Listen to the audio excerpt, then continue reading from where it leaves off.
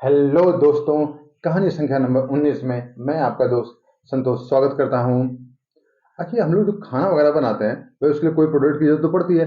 ये गजरे के फूल से, चमेली के फूल से कैसे आलू की सब्जी बनेगी जी? ये कैसा कौन सा कॉन्सेप्ट हुआ?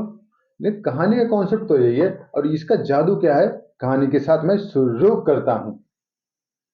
हुआ क्या था, बहुत समय पहले की बात है। किसी गांव में राजेश और तारा नाम के पति पत्नी रहा करते थे और दोनों की जिंदगी आराम से चल रही थी।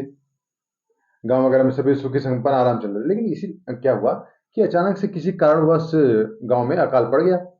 अबे जब अकाल पड़ेगा तो भाई पानी की समस्या, बहुत कुछ समस्याएं हैं।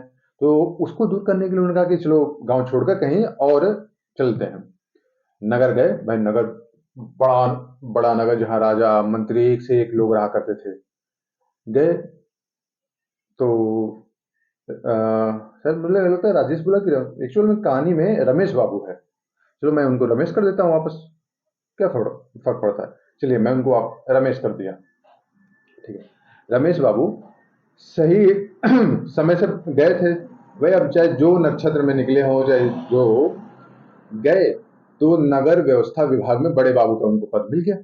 भाई अब नगर व्यवस्था विभाग में अगर बड़े बाबू का पद मिल जाएगा तो सोचो उनकी लाइफ कितनी अच्छी होगी। आराम से उनकी लाइफ भी सेट हो गई, पत्नी को भी अच्छा पैसा देने लगे और अपने भी ऊपरी कमाई कुछ ना कुछ करने लगे। भाई ऊपरी कमाई आज की थोड़ी ना है, वो सैकड़ों वर्षों से है। आज भी है, बाद में भी रहेगी। ये तो बहता झरना है, लोग करते रहते हैं। तो पैसे वगैरह मिलने लगे, चलने लगा उनका कामकाज। लेकिन क्या है ना कि वहाँ इंस्पेक्शन भी होता है, पहले भी होता था, आज भी होता है। राजा ने संदेशा भिजवाया कि भाई ये जो है विभाग है, नगर व्यवस्था विभाग में मैं इंस्पेक्शन करने आऊंगा। ये बात बड़े बाबू यानी रमेश बाबू को लगा, बोले अरे यार ये तो मामला फंस जाएगा, और रजिस्टर वजिस्टर सब पूरा तो है नहीं, मतलब रजिस्टर क्या है, खाता खाता कहिए, खाता बही वगैरह पूरा तो है नहीं, आधा अधूरा है।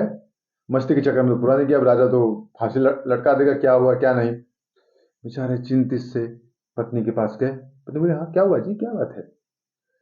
बोले यार ऐसी ऐसी बात है, राजा का इंस्पेक्शन होने वाला है, खाता पूरा है नहीं, तो मैं क्या करूं? तो लेकिन पत्नी का नाम तारा था, और तारा नाम अभी आपको मैं कुछ देर में बताऊंगा। तारा नाम अक्सर बुद्धिमान स्त्रियों का ही होता है। उसने बोला ठीक है, इसका आप चिंता मत करो। आप एक काम करना, ये आप जो ये चीज रहेगी, इसका पिछले वाला जो व्यक्ति रहेगा, पिछला वाला जो अधिकारी था, उस पर डाल देना। क्योंकि राजा तो अभी राज्य जीत कर रहा है, उसको क्या पता पिछले में क्या था। आप बोलना कि महाराज पिछले वाले ये सब गड़बड़ी किए, ये सब खाते वगैरह आधे तो जंग वगैरह में जल कर खत्म हो गए, आधे जो बचे वो यही है। बोला यार ये तो बहुत बढ़िया बात है, तुमने बहुत अच्छी बात बताई, मैं तो बेकार में चिंतित हो रहा था। और जो तारा है, तारा मैंने क्यों कहा कि उन स्त्रियों का नाम होता है जो बुद्धिमान होती है। असल में क्या था, समुद्र मंथन के समय समुद्र में से तारा नाम की एक स्त्री मिली थी, जिसे बाली ने पाणी ग्रहण किया था, मतलब विवाह उसके साथ किया था। और तारा बहुत बुद्धिमान भी थी, और किसी की हिम्मत भी नहीं थी बाली के सामने तारा को छीनने की। तो कहा ऐसा ही जाता है कि तारा नाम की स्त्रियां बहुत ज्यादा बुद्धिमान थी। तो हमारी इस कहानी की नायिका भी ऐसी बुद्धिमान है। उसने अपने पति, अच्छा कहानी पर वापस आते हैं। उसने अपने पति को उपाय बता दिया, पति खुश खुश अगले दिन गया। राजा आए, राजा का स्वागत ऐसे हुआ कि मतलब पेड़ के पत्ते भी धुले गए ऐसे, कि हवा भी एकदम नई नई साफ हो गई। नहीं छोड़ क्या, क्या है, क्या है, मतलब ऐसे ही करते करते खूब सारा निरीक्षण वगैरह हो गया।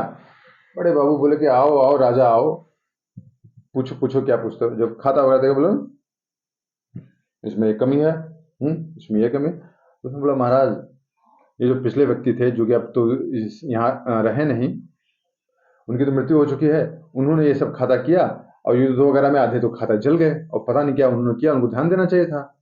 अब राजा को भी पता था कि भाई अभी नया नया मैंने राज्य जीता है, तो सब खाते वगैरह तो ऐसे ही रहेंगे। तो मतलब ठीक है, लेकिन ध्यान रखना, मैं जो अगर दोबारा आऊंगा तो ऐसे खाते गड़बड़ी नहीं होगी। तो नहीं महाराज, कोई गड़बड़ी नहीं होगी, आप जब भी आएंगे तो आपको खाता सही मिलेगा। ठीक है, राजा तो चले गए। लेकिन आदमियों, उस जो रमेश बाबू थे उनकी एक आदत बड़ी खराब थी, बड़बोले थे। पत्नी हमेशा उनकी मना किया करती थी, भैया बड़बोले मत बनो, जो काम की बात है उतनी बोलो। लेकिन वो बड़बोलापन में बोले अरे मैंने तो राजा को बेवकूफ बना दिया, मैंने राजा को बेवकूफ बना दिया। सबसे कहते अरे राजा को तो कुछ पता नहीं, पता नहीं कहाँ से राज्य जीत कर आ गया है। अब आप सोचो राज्य में सैकड़ों लोग हैं, कहोगे तो कहीं ना कहीं तो राजा के कान तक बात पहुंचेगी ही पहुंचेगी। अब जरूरी थोड़ी ना कि मोबाइल से हर बात पहुंचे, लोगों के मुंह से भी पहुंचती है। भाई ऐसे वो बात करते करते राजा के कान में बात पहुंची, बोला अच्छा। वो बड़ा बाबू होकर नगर व्यवस्था विभाग का बोला कि राजा को बेवकूफ बना दिया उसने। जा डालो उसको कारागार में, डालो उसको कारागार में, अभी उसको पता लग जाएगा। आए सिपाही पकड़ के, और बोला हमको क्यों पकड़ो क्यों पकड़ो, बोला कुछ नहीं, चलो उठा के फेंक दिया कारागार के अंदर। अभी बेचारा अमीर बाबू बोले अरे ये कहाँ से मैं इस चमड़े की जबान को कंट्रोल नहीं किया मैंने, चुपचाप रहता तो क्या चला जाता मेरा।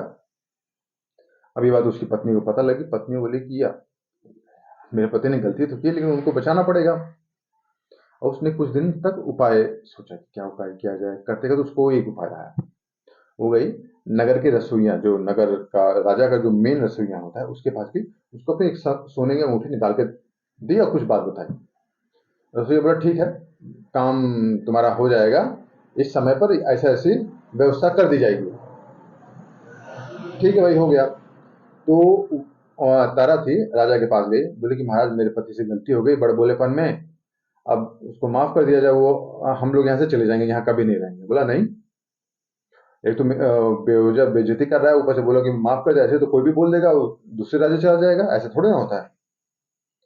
तो उसके बाद तारा ने बोला महाराज अगर आप मेरे पति को छोड़ देंगे तो मैं आपको एक ऐसी विद्या बताऊंगा जिससे जो गजरे का फूल, गुलाब का फूल, अड़हुल का फूल, गेंदे का फूल जो भी होता है उससे आप सब्जी बना सकते हैं। मैंने बोला "हैं? क्या मूर्ख हो वाली बात कर रही हो, ऐसा कहीं होता है क्या कि वो उससे सब्जी बन जाएगी, गुलाब के फूल से, अड़हुल के फूल से आलू की सब्जी कहाँ से बन जाएगी, बेवकूफ बना रही हो। बोला नहीं महाराज मुझे एक मंत्र पता है, मेरे गुरु ने बताया है, और ऐसा बताने से आपके राज्य में कभी किसी चीज की प्रकार की सब्जी की कमी नहीं होगी। राजा एक पल को सोचा यार ट्राई करके देख लेते हैं, अगर सही रहा तो सही, नहीं तो इसको भी जेल में डालेंगे, फर्क क्या पड़ता है। बोला ठीक है। बोला चलो, सबको बोला चलो रसोइया जहाँ राजा वगैरह खाना खाते हैं, बोला चलो वहीं चलो। चले वहाँ, वो रसोइया भी था। बोला कि भाई, राजा ने बोला इसको एक बड़ी वाली कढ़ाई दो, बोलो इसको कढ़ाई क्या, वो बड़ा सा जो होता है बर्तन टाइप का, घड़े टाइप का, बोला घड़े टाइप का उस तरह का बर्तन दो, और इसमें एक गजरे के फूल से, गेंदे के फूल से खाना बनाएंगे। ठीक है, उसको बर्तन दे दिया गया। तो लेकिन उसने कहा कि महाराज ऐसा ये सबको देखना चाहिए इसलिए मुझे थोड़ी सी ऊंचाई पर आप स्थापित कर दीजिए, थोड़ी ऊंचाई पर, सामने जमीन पर ना रख के थोड़ी ऊंचाई पर। राजा बोला ठीक है, जाओ सामने वाले मंच पर है, उस वाले मंच पे तुम अपना वो रख के खाना वाना वगैरह बनाओ। थोड़ा राजा से या उन सबसे थोड़ा दूर हो गई, दूर हो गई। तो फिर वहां पहुंचने के बाद उसने राजा के लिए सौहर गीत वगैरह होता है, जो श्रृंगार गीत होते हैं, राजा को याद करने के प्रशंसा गीत होते हैं, उसने गाना शुरू कर दिया। गाती अच्छा थी, अब गाई तो राजा को भी अच्छा लगा, भाई सबने कहा चलो ठीक है, खाना बना रही है, अच्छा गा रही है। तो फिर करते करते उसने अपने गजरे का जो फूल था वो निकाल के उसमें डाल दिया, बर्तन में, घड़े, जो घड़े नुमा बर्तन था उसके अंदर डाल दिया। अच्छा ठीक है। फिर बोले कुछ गुलाब का फूल ले आओ, गुलाब का फूल आ गया, अड़हुल, गेंदा, चमेली सब बोले सब लेकर आ जाओ। सभी, और फिर धीरे धीरे राजा के लिए सौहर गा रही है, श्रृंगार गीत गा रही है, राजा का मन भी उसमें लगा हुआ है, अच्छा अच्छा गा रही है, तो बहुत अच्छा गाती है। करते करते उसने बोला अगर थोड़ा सा आलू मिल जाए तो इसका स्वाद और बढ़ जाए। तो सुइया तो तैयार था, बोला हाँ हाँ, लो लो लो। फटफट उसने आलू दे दिए। फिर थोड़ी देर बाद सौहर गीत गाते गाते, श्रृंगार गीत गाते गाते बोला हाँ इसमें थोड़ा सोयाबीन मिल जाए तो मजा आ जाए। हाँ लो, सोयाबीन ले लो।